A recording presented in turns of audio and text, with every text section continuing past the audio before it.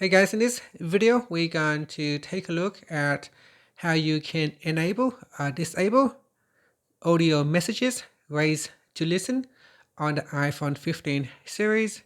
First, let's go back to the home screen by swiping up at the bottom of the screen. And on the home screen, tap on Settings.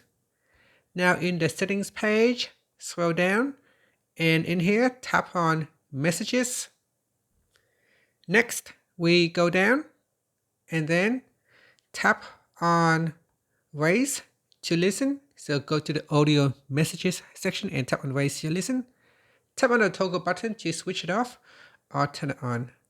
Now so that Raise to listen allows you to quickly listen and reply to incoming audio messages by raising the phone to your ear. And that's it. After you have made your selection, tap on the back key to go back to Settings or swipe up to go back to the home screen. And that's it. Thank you for watching this video. Please like and subscribe to my channel for more videos.